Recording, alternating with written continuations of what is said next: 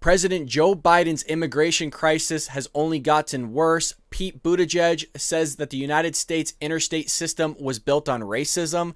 And we have a new study out that shows that cities that held Black Lives Matter protests saw an increase in homicides. And I have a lot to say about that.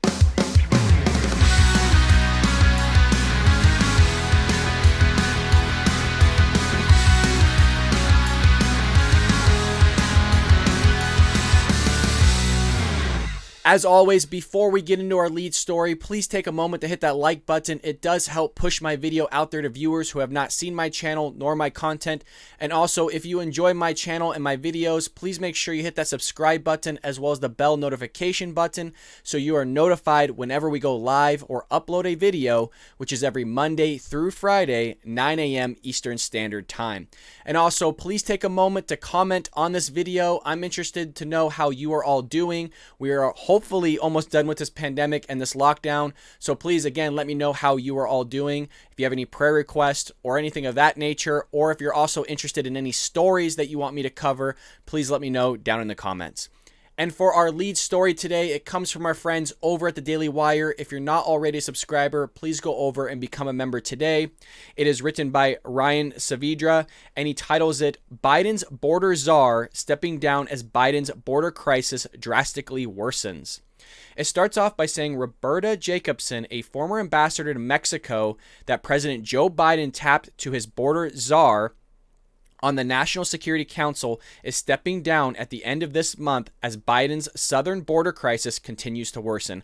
I wonder why she'd be stepping down. That just shows you how bad things are in the West Wing in the Biden administration. And I called it. I said, if things are this bad in a PR way or in a public image, can you imagine what is going on behind the scenes? If things are this chaotic to all of us and we're all seeing it, then that means it is 10 times as worse or more behind the scenes. And now you have somebody that was set up as the border czar to figure out this immigration crisis that is happening at the US-Mexico border. And she's already out. She's already done. It hadn't even been 100 days yet. She's already peacing out. And it makes sense. Can you blame the woman? You know it's chaotic. You got a boss that isn't conscious. You got a guy that's walking around, putting around the White House, not knowing where the West Wing's at, where the Oval Office is at, knowing his name, doesn't know his wife, doesn't know anybody, probably is confused at Kamala Harris. How the hell did she become vice president? And, you know, it makes sense on why she's going to bounce out so quickly. It goes on to say Jacobson claims that she only intended to stay in the role for Biden's first 100 days in office, a point that would be reached later this month. So she's dipping out before the 100 days. Like, she's like, hell with it, man. I can't make it 100 days. I know we're close, folks, but I can't do it any longer. Oh, it's too good. The timing of her departure is nonetheless striking, coming in the middle of the administration's efforts to reduce the flow of immigration from Honduras, Guatemala, and El Salvador, the New York Times reported. Jacobson had been charged with leading that effort when her appointment was announced this year. The situation at the border has become so dire that the administration is now reportedly considering sending cash payments to Latin American countries to stop the surge in illegal immigration. Again, I'm telling you, whoever's sitting at these tables having the conversations with Biden or Harris or whoever does not have a clue on how anything works. They really think that them sending money to these immigrants or whoever they are in these Latin countries is going to solve the immigration problem. It's just batshit crazy, man, because that ain't going to solve nothing. They're going to take your cash, and then the next week, they're going to come over here regardless. You just basically paid their trip to come here. Not only that, this is so crazy because immigration is so bad right now that the Biden-Harris administration has created a whole other business sector for the drug cartel, for violent gang members, for these people that are smuggling other people into the country illegally. So all they're going to do is take the American taxpayer dollars. They're going to say, thank you very much, and they're going to give it to the drug cartel, the violent gangs, the smugglers, and you're just going to help their business that much more. But again, the Biden administration, or the Biden-Harris administration, I'm sorry, we can't call it the Biden administration because it's probably Harris running the show, which is why they called it the Biden, or they do call it the Biden-Harris administration.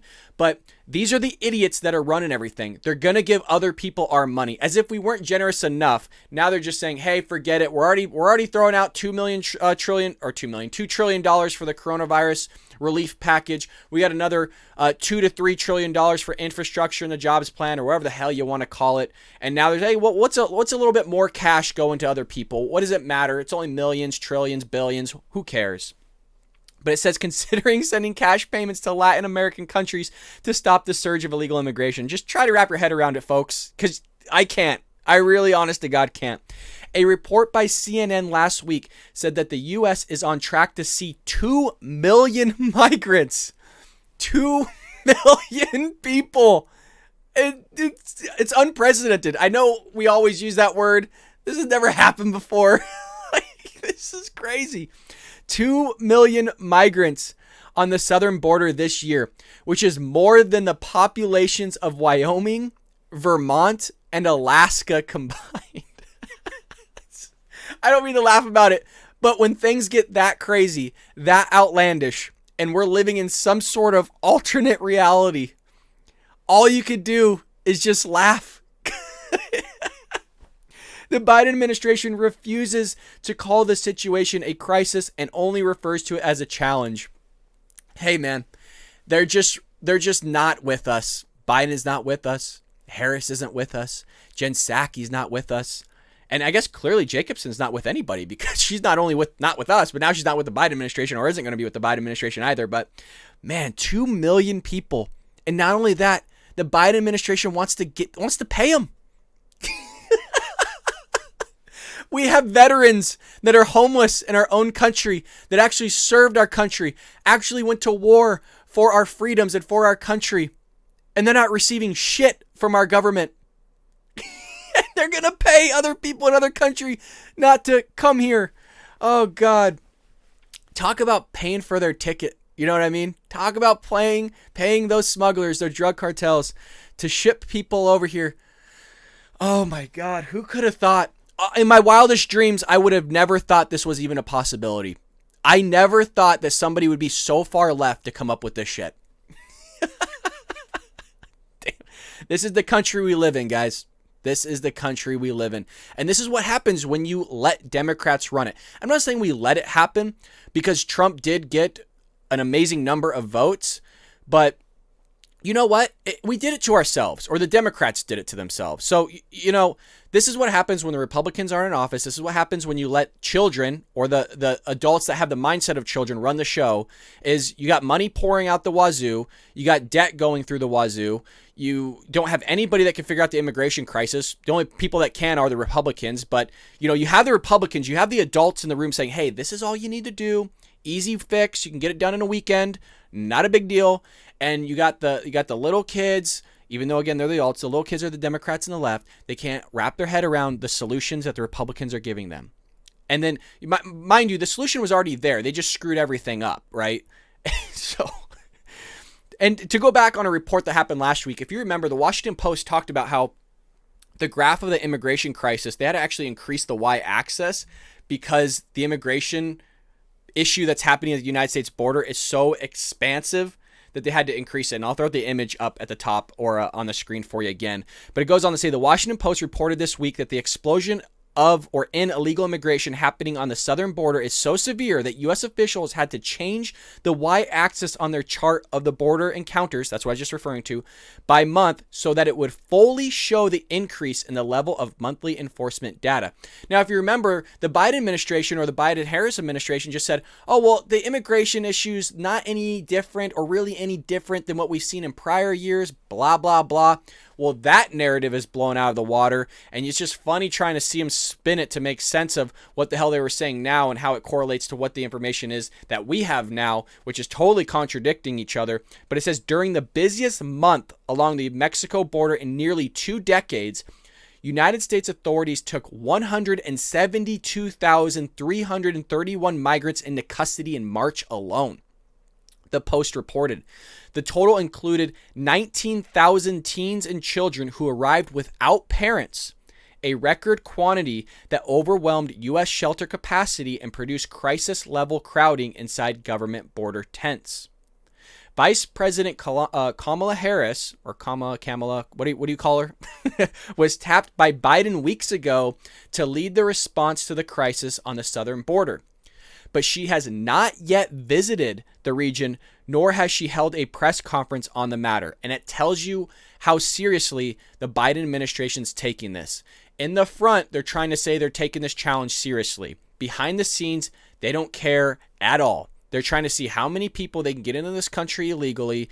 They're putting people on buses and taking them to different towns and just dropping them off. I reported on that. If you want to see those videos, look in my catalog. But I reported on how there is a town that is receiving bus loads of migrants, and they're having to give them COVID tests. And 2 bus loads of migrants cost the taxpayer $600,000 by the end of the year, just 2 bus loads. So they're just dropping them off in these towns. You had another video where you have a church that's just taking these children and migrants to undisclosed destinations on these unmarked vehicles. And so this stuff of just saying, oh, well, they're not going through the back door, we're not just letting them into this country, is bogus. They are letting some of these illegal immigrants into our country and just releasing them. There's also some that are filling out their paperwork and they're saying, hey, come back on this court date, yada, yada, yada. So this stuff is furthest from being taken seriously. And if it is truly a challenge to the Biden-Harris administration, they're not treating it as one. That's for darn sure. I mean, you have 2 million people projected to come in by the end of the year, and you haven't even held a press conference on this, and you're the one that's supposed to be leading it? And you haven't even made a trip down there to see the type of crap that you're creating? Jesus, man. The Daily Wire noted that some border sheriffs have stated that they had the situation under control during the Trump era, while other top former federal law enforcement officials have warned that Biden is providing extreme incentive for illegal immigration. I don't think anybody would disagree with that. Stephen Miller, a former senior White House official, warned that Biden's immigration agenda would fundamentally erase the very essence of America's nationhood. Basically, they're almost treating it as open borders. Jen Psaki, the Biden administration, says the border's closed. Well, if the border's closed, then why do you have 173,000 illegal immigrants crossing the U.S.-Mexico border?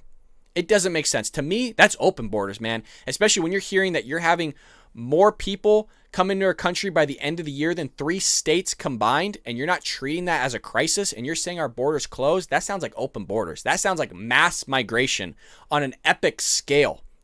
And these are the people, the left, Democrats are treating this to trade problems, climate change issues, whatever it is of the leftist narrative, they're trying to attach it to that. It's not our problem, okay? It's your problem that you've created, Democrats and leftists, and we need you to fix it now, okay? And you're going to do that by building the border wall and being strict on the policies and laws that are already in place or were in place. It is up to the Biden-Harris administration to execute the laws, hence the executive branch, meaning do your job that you were voted in to do to figure out this migrant or immigration crisis. Okay? Not a challenge, crisis. It lastly says, this is designed to be this way. Homan said, they're bringing millions of people into this country who will now be counted on the census because Joe Biden overturned that, which leads to seats in the House and Electoral College in elections. This is power over public safety, the quest for power over protecting American citizens. And it's true. Again, this is all for the vote because they know if these people become citizens of the country, they have a debt to pay back to the Democratic Party, and they feel a sense of, not entitlement, but almost a sense of greed, I guess is what I'm thinking of. Not greed, forgive me.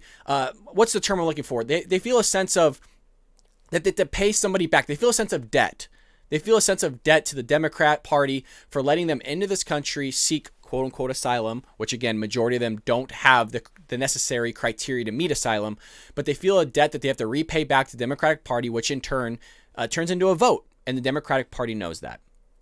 Not just that story on the U.S.-Mexico border, but there's another story by Emily Zanotti of the Daily Wire, and it's titled, Biden Admin Unveils Immigration, Housing, and Resettlement Plan in Funding Request. So again, just more money being thrown out the door for a problem that is easy to fix. The Biden administration unveiled its plan for handling an ongoing immigration crisis in the White House's $1.5 trillion discrepancy funding request submitted Friday, asking for billions to house and resettle child migrants and other immigrants who have jumped the United States southern border, and for grants to speed United States citizenship requests and asylum claims. Excuse me. hey, you know what you could do? Take those billions of dollars and build a nice border wall. And that way it could be said and done. Again, I've said, the Republicans have said, Trump said, if we just build a wall, in the long run, we will be saving money. We will be saving billions of dollars. And you know what you could do with those savings? Help our veterans, help our homeless, spend whatever you need, maybe spend it on infrastructure, repair our roads, repair our bridges, repair our roadways. Do something with those funds. Increase the technology. Hire more border agents. Whatever you need to secure that border and protect us. It's not about just allowing people to come in, but it's about protecting United States citizens because, like I reported last week, they're allowing, or at least caught, I should say, MS-13 gang members coming into our country, and those are just the ones that are caught. Those aren't the ones that seep through without being caught. So you have terrorists coming into the country. You have MS-13 gang members coming to this country. These are not people that want to assimilate into our nation. They don't want to follow our creed. They don't want to follow our rules. They don't want to follow our amendments. All they're there to do, or all they're here to do, is create havoc and chaos. They are not about order. They're not about respecting our nation. They're not about respecting our brothers and sisters, meaning Democrats and Republicans. Again, they're out there to destroy this great nation. It goes on to say here, a record number of migrants were taken into custody on the United States border last month, which we just reported on, which saw nearly 20,000 unaccompanied minors present themselves to authorities at the border in March, shows no sign of abating. It is believed that around 15,500 children remain in United States Customs and Border Protection custody in dozens of facilities scattered across the Southwest. In many cases, packed shoulder to shoulder in temporary holding pens, often for longer than the 72-hour period allowed by the court. Again, they're keeping some of these children longer than 10 days, and they're only supposed to be in there for 3 days, 72 hours. So they're keeping them in there even longer. So it's supposed to be 72, right? They're keeping them in there longer than 168 hours, which is in an entire week. But again, no big deal for the Biden-Harris administration. It's just a challenge. They're not racist. They're not Nazis for doing this. But because Trump did it, he was a racist and he was a Nazi. You see how this works? You see how the narrative changes? And that is why I'm not letting up on this. I will take this all the way as far as I have to go and report on it every single day, Monday through Friday, 9 a.m. Eastern Standard Time, but I'm not letting it go. I know that many of you are probably tired of hearing this, but I am not letting this go. They spent years criticizing a man that was helping this country. They spent years trying to demolish the Republican Party, the conservatives. I am not letting this go. This is going to be reported on day in and day out, and I hope Peter Doocy and other reporters, and I hope the Daily Wire, whoever it is that's conservative, does not let this up for the next 4 years. They treated us like crap. Now it's their turn. And this stuff, they're treating other people like crap, and really the ones that they're treating the most poorly is not just our veterans, not just the people that they are ultimately not paying to help our own people, meaning the homeless, but they're also treating the taxpayer, the American citizen, wrongly by giving other people our money that shouldn't even be here in the first place. Although administration officials have pledged to handle the situation, Vice President Kamala Harris, placed in charge of the border crisis, has yet to hold a press conference, which I reported in the last story, on the subject, and has no plans to tour border facilities. And that's the one where she laughed, right? Like, oh, Ms. Harris, do you have any plans on visiting the border and seeing kind of the crisis that's happening? And she just laughed it off like, oh, well, not today, maybe sometime in the future. It's just, she doesn't take it seriously. She just laughs it off. And that's why it's me laughing, because it's that hysterical. It's that crazy that we have this type of issue going on in 2021 that it's just laughable. And that just shows how they're treating it behind the scenes at the Biden-Harris administration in the West Wing. If they're laughing about it on camera, can you imagine how they're laughing at it behind the scenes? And they're not taking it seriously. A Sunday report from NBC News claims that Harris has been focused on behind-the-scenes work, reading up on issues, and attending meetings with experts. She spent last week, however, touring vaccine facilities in Chicago, touting President Joe Biden's job and gun control plans, and attending economic briefings. Because that's a crisis. The stuff that she's attending is a crisis, guys. Didn't you know? Gun control plans, job plans, economic briefings, those are important. But not securing our United States border, not executing the laws that you were put in place. But all you're trying to do is cram down spending on the United States taxpayers. All you're trying to do is tax the crap out of them, and we'll get to that in a moment. That's all you're trying to do, is just constantly hammer down the American citizen, beat them down to a pulp but uplift the illegal immigrants that aren't supposed to be here in the first place. Now, do we want them to come here? Yes, I keep emphasizing that. Yes, we want them to come here legally. Do we want them to prosper when they come here legally? Yes. Do we want the best for them when they come here legally? Yes. Do we want them to be successful, be millionaires, billionaires? Yes, we do, because that only helps our country. It's not that we just don't want these people. We just want them to follow the policies and procedures that were put in place for them to come here in the first place. And I want to be clear about that, because people will take these clips, they'll misconstrue what I'm saying. We want these people to come. We want them to have better lives. We want to help them. We do not want to not help them. We give people billions of dollars all across the world all the time. We're the most generous country that's ever been devised or created on the face of this planet. So to say that conservatives or Democrats or left or whoever doesn't want to help these people, you're just lying, and you're lying to your fans and you're lying to your viewership. We all here at the Bald Brad Show, any conservative wants to help these people, but we want to help them in a way that's appropriate without cutting the line and basically screwing over the people that are following our rules, following our regulations, and following our policies. It's not fair to them. On Friday, the Daily Wire reported the Biden administration was considering paying residents of certain Central American countries not to join migrant caravans, but so far the White House's response to the crisis has been severely limited.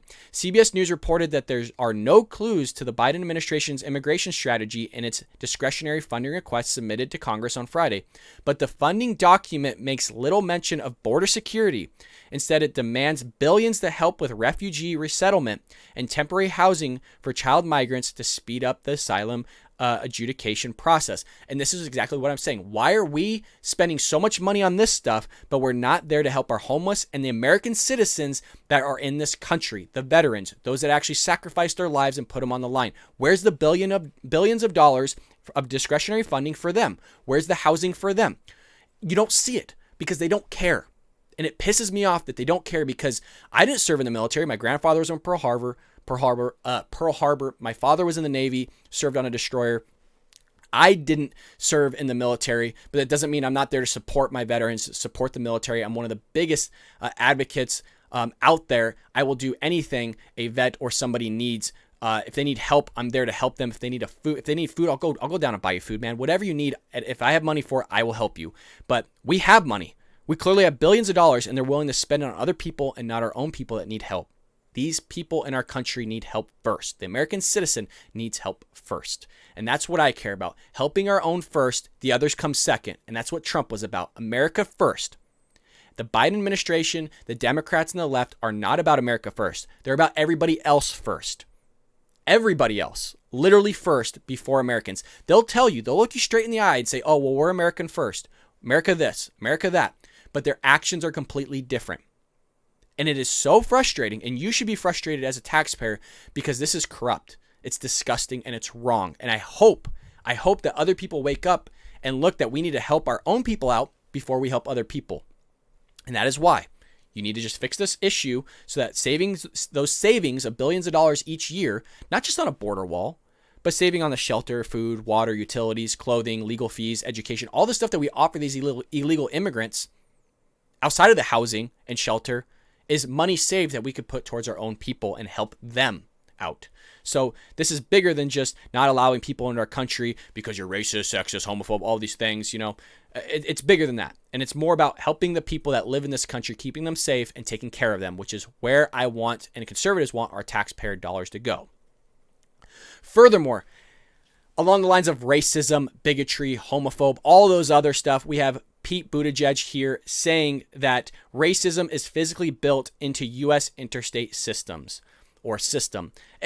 It's written by John Brown, and it's just relentless on the politics, the identity politics that the left is pushing. It is relentless. They'll find anything and everything to try and make an analogy to racism, inequity, inequality, whatever it is.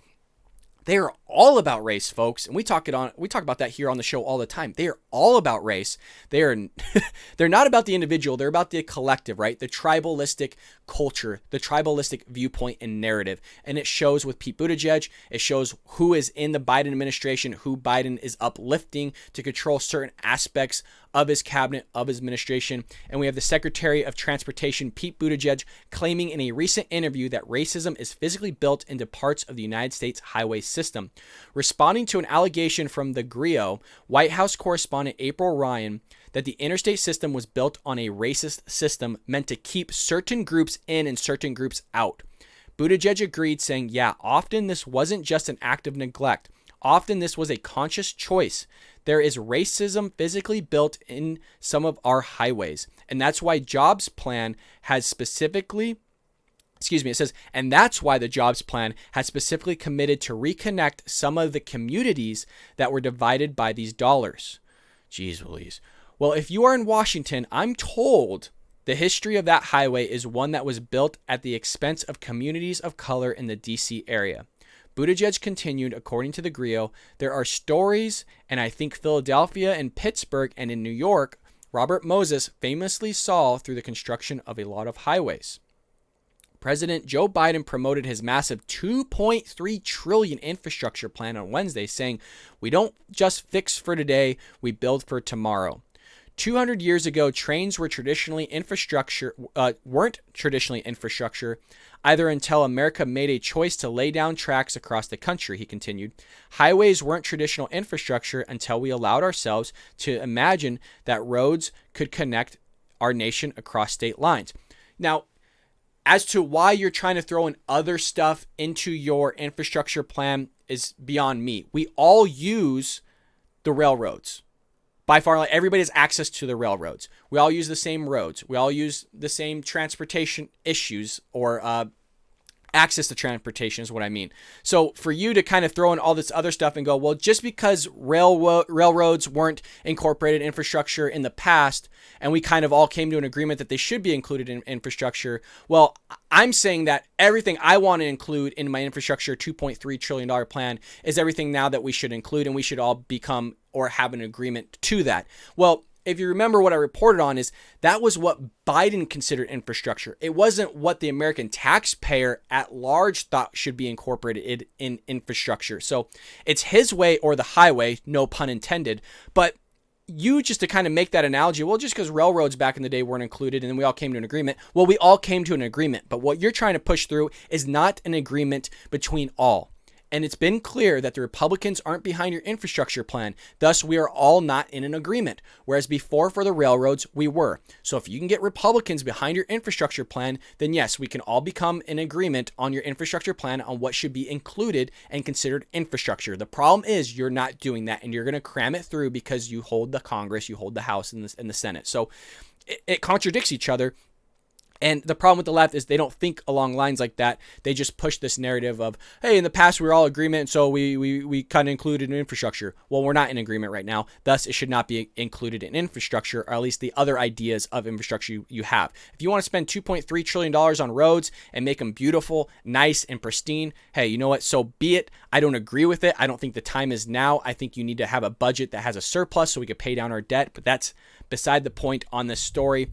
But you have Pete Buttigieg here claiming that our United States infrastructure system is basically built on racism, and it's due for a huge overhaul. And not just that, right? Not just creating new highways, but you have to pay for it somehow. And the way they want to pay for this is not through a gas tax, but they want to pay for it basically through a mileage tax. So rather than you going to the pump and you filling up your gas tank and paying the taxes that are already pre-built into that, is now they want to do it on a per mile basis of you using those roads. And kind of the idea behind it is that there's electric vehicles out there, there's hybrid vehicles that are utilizing these roads, but they're not paying the taxes to utilize those roads. So think of like a Tesla, you're just going up to a charging station, you're not necessarily paying tax on that. And so you're utilizing roads, but you're not paying for them. Whereas those that are using fuel, gas, they're paying for those roads and also utilizing them. So they're trying to find a way to where they can calculate this stuff on a per mile basis and basically have everybody paying into the system. Now, in theory, that sounds great to the left and to the Democrats. I'm on the basis of I don't like paying taxes, and I think the little amount of taxes as possible. We all use the roads. We should have to pay for it. I do agree with that. But them trying to push this per mileage, how do you calculate that? And what I mean by not just calculating, I get it's on a per mile basis, but what are the optics? What is the system that needs to be put in place to where you can report this stuff? how do you report it accurately? The reason why I bring that up is you have, yes, these new vehicles, like say like Tesla, for example, that could you just have an upload where it will calculate the mileage driven on the highways or whatever? Yes, you can easily calculate it through those programs, through those software, and ultimately have that sent back to the IRS. The IRS can issue a form very similar they do with your healthcare, like a 1095B, A or C form, and then say, hey, you need to report this form on your tax statement at the end of the year. Well, how do you do that with older vehicles? How do you do that with anything, say I'll just pick a date, pre-2015? How do you do that? You'd have to have every owner of a vehicle upgrade their system in their vehicle to find a way to calculate the mileage that has been driven and then send that information to the IRS, have the IRS send you a form back so that you can report it on your taxes so you can be taxed to pay for those roads. And if you want to create that, fine. It's not feasible. It's practically impossible to do that, especially force that upon a vehicle owner. Not that the Democrats or left wouldn't do something like that, right? They're all about forcing regulations and policies on you, but not on the legal immigrants. Beside the point, that's kind of my punch in the gut right there. But beside the point is it goes a step further. It goes beyond just you calculating it, is that if you're sending this information to the federal government, there's an idea of privacy behind that as well. Because if you're sending this information to the IRS or whoever it is in our government, they're able to track where you're going, your transportation to and from a location. And so you have the privacy aspect of that information as well. And I don't think that's something that the government needs or should even have on their end. I think they already have access to too much of our information already. I'm a big believer in privacy, a massive believer in privacy. So I think this is something that's not feasible, and it's ultimately something that's kind of not even worth having a conversation about, because I don't know how you would do it. Even before I report on this, I've tried to think about a way that you could create a feasible system of calculating the mileage without having government involvement on where you're basically going. Even you driving so many miles allows the government already too much information. So there's probably more reflection and time I need spent on a way to calculate a per mileage basis and what would be reasonable. But it's also tough too, because you'd almost need a progressive tax system on mileage, because the wear and tear that a vehicle has based on weight is different. And so a lighter vehicle isn't going to tear up the roads as, say, a big rig. And so the mileage on those vehicles is going to be dependent on the weight of the vehicle. And ultimately that, in my mind, I'm just kind of spinning off the cuff here, or kind of thinking off the top of my head, is that if you do the mileage per vehicle based on its weight, then ultimately the heavier vehicles, the ones that are transporting our goods, is going to increase their taxes. Thus, that comes back onto the taxpayer or the consumer, because the businesses aren't going to want to pay that increase in taxes per mileage. And so either way, that's just going to increase our goods or possibly our services as well. And you're already trying to increase taxes on the individual, even though they're saying they're not. You got to pay for this, all this stuff somehow. And I'm talking about the COVID relief package, the $2.3 trillion infrastructure plan, the other plan that Biden wants to put into effect, which is another, $1 or $2 trillion. You got to pay for this stuff somehow. And it's not just going to come from corporate. It's not just going to come from the wealthy. It's going to come from the middle class. And so all this is I keep repeating myself, but it's just a hammer down on the middle class. It's a hammer down on the American citizen, and you're just kicking us. You're constantly kicking us, Democrats, and I don't understand why you need to do this now. I don't understand why, after just having a year of closure, that you're deciding to spend when people are just trying to recoup their losses. They're just trying to get out of the hole that you dug for them by keeping them closed down. It's just idiotic to me, and it just goes to show that they don't think about the American taxpayer first. They're always thinking about themselves, or they're thinking about the other lobbyists that are pushing stuff upon them to get them elected, and they want to serve them more than they want to serve the American people.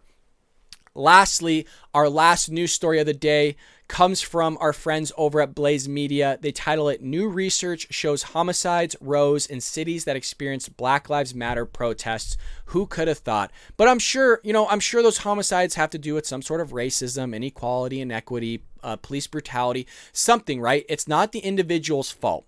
It's not for that psycho going and killing somebody. Or maybe it has something to do with guns. We should ban all guns because those are the weapons that are committing these homicides. It's never the individual's fault. It's never the psycho's fault. It's always something else out there fault, and that's why the Democrats think again on the collective rather than the individual. It starts off by saying, new research found that homicides rose in American cities that experienced Black Lives Matter protests between 2014 and 2019. The findings come after America experienced one of its most protest-loaded years in recent history following the death of George Floyd. Demonstrations in support of Black lives and against police violence took place in cities across the U.S. and even garnered international support. And I'm going to pause there for a second because I was talking about this with a bunch of friends I believe it was yesterday or the other day. Who are the people that don't think Black Lives Matter? Honest to God, just forget what the Black Lives Matter movement believes in for a second. Does anybody know of anybody in their personal life that doesn't think Black Lives Matter? Because I'm still, honest to God, hand to God, I am still waiting after all these years to meet a person that doesn't think Black Lives Matter. I've yet to encounter one. I have yet to see one that's been reported on the news.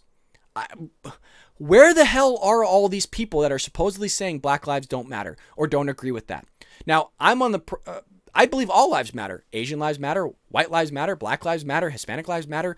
Whatever you are, your life matters. Especially as a Christian, there's nothing more precious than life alone. God talks about it. He even refers to his word as life.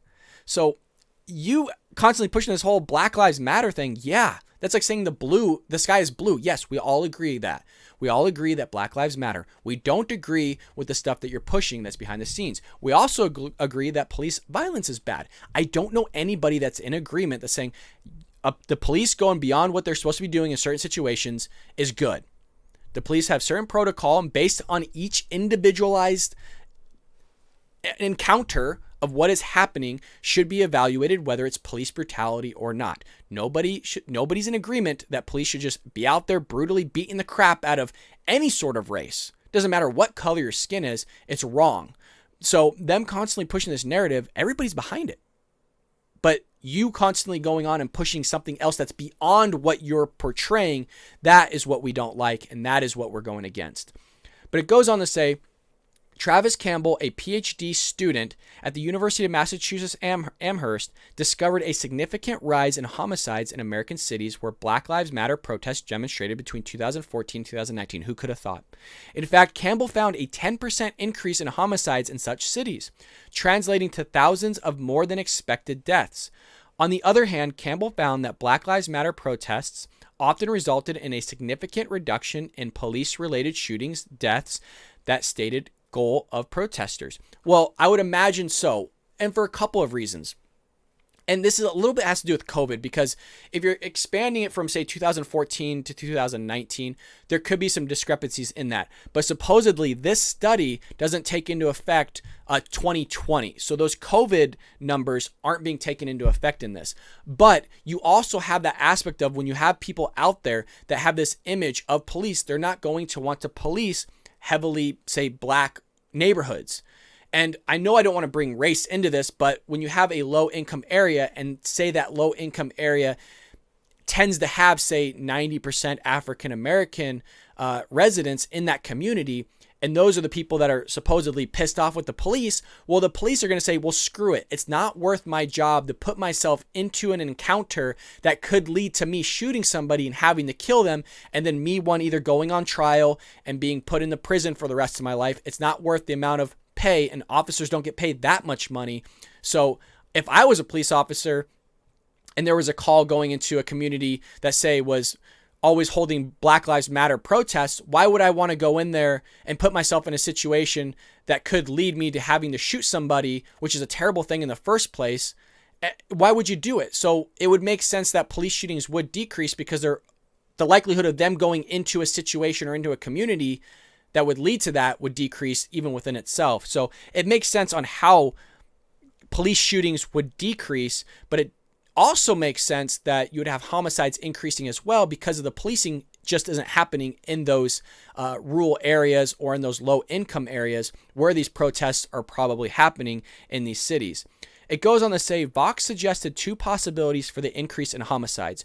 One possible explanation is that police moral or morale drops following scrutiny, leading officers to reduce their efforts and thereby emboldening criminals. So that's exactly what I was talking about. When you have people that are constantly scrutinizing police, they're not going to want to go into those sectors and police it. You piss them off, and it only hurts the black community, and that's what conservatives and Republicans have been saying. You're trying to defund the police, you're constantly scrutinizing them. It's not going to hurt the white communities. It's not going to hurt those because we want the police coming in.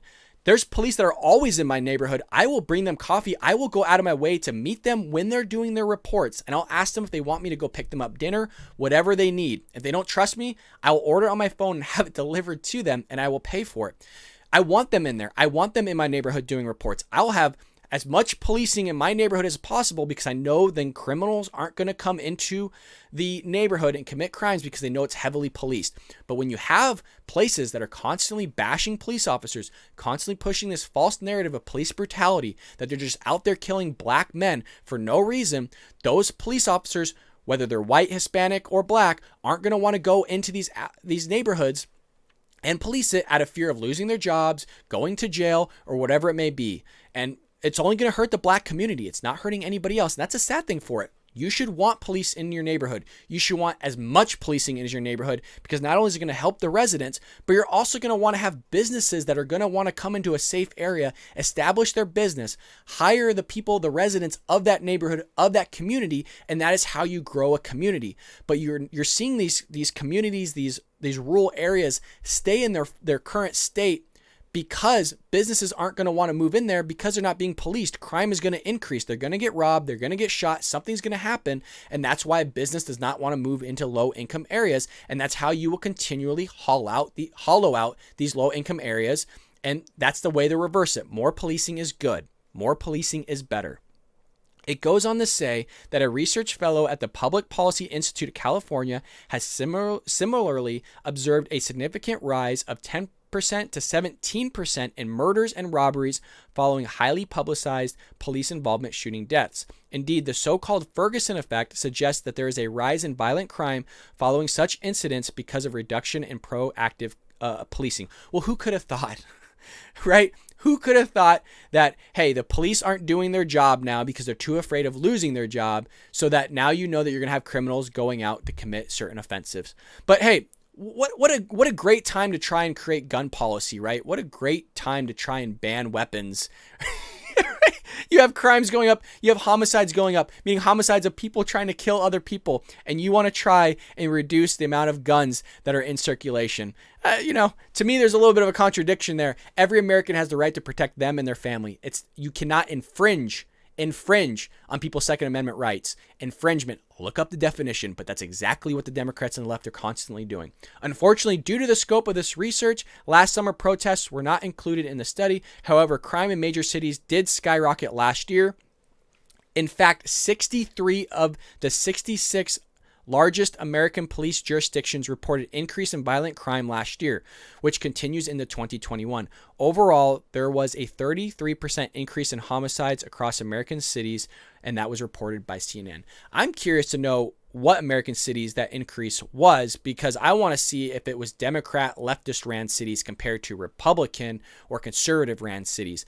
My prediction would be that conservative and Republican ran cities would see a lower homicide rate than those of a leftist Democrat ran city, because it's the Democrats, it's the leftists that want to defund the police. It's the Democrats and the left that do not support the police departments, whereas the Republicans and conservatives, we are all supporters of the police department. We are all supporters of helping our police out. And again, we want more policing rather than less policing. Now, does that mean that we're for police brutality? Absolutely not.